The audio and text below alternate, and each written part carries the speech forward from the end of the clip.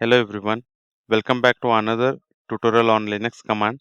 In today's video, we will explore the cd command in Linux, a fundamental yet powerful tool for navigating directories, whether you are managing files, setting up server or scripting automation.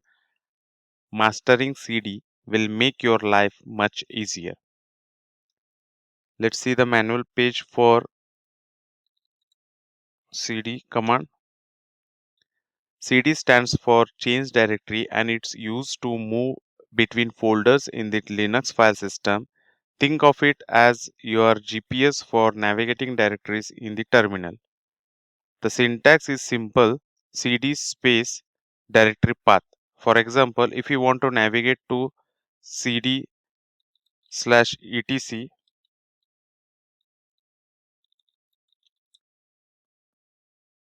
directory, I will type cd slash etc. Now let's confirm the change with pwd command. Short for pwd is print working directory. It shows the current location in the file system. If you simply type cd without any argument, you will return to the home directory. This is helpful when working deep inside nested directories and you need a quick reset. At that time, you can use cd and enter.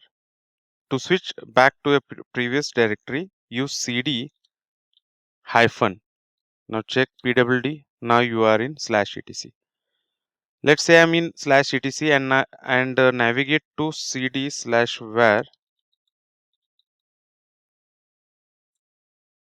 and then type check pwd and then type cd hyphen takes me back to the slash etc. This is incredible useful when switching between two directories frequently.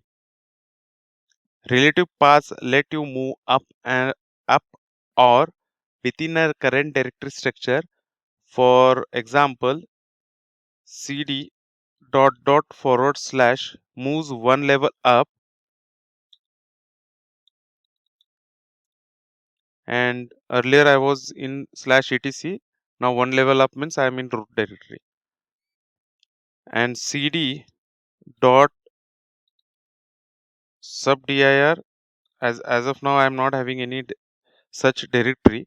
It will navigate to a subdirectory. As a system admin, this is essential for tasks like editing a configuration files or scripts stored in nearby directories. Handling directories with space.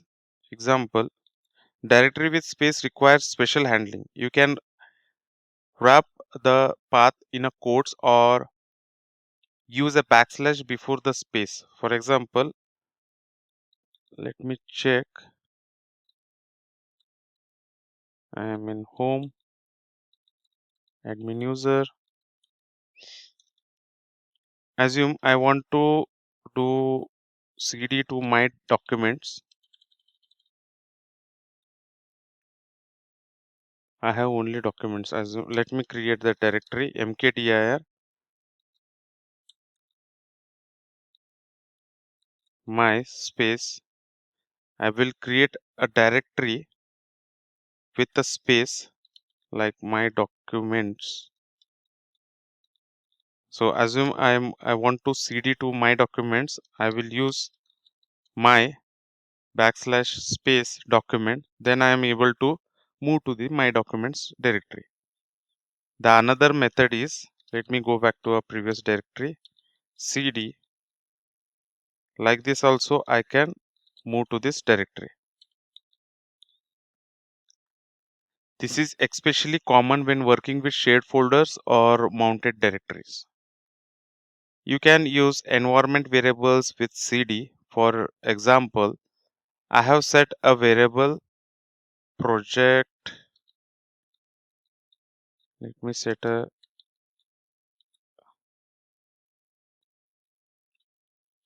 I want to export project underscore dir. So I will set where www or where log I will set. let me set www/project. So I have set a variable project dir to where www/project. By typing cd dollar, I will use this. So I am able to switch to this directory. As of now, this directory is not there. Let me create it. Mk sudo.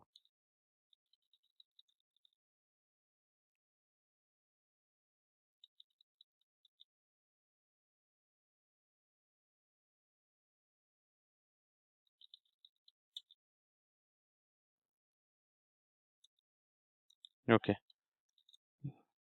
I have set I export directory, export space project directory. This I have set. Okay. We are seeing this example once again. I have set a variable project directory to where www project by typing cd dollar this project directory. I can navigate directly to my project folder.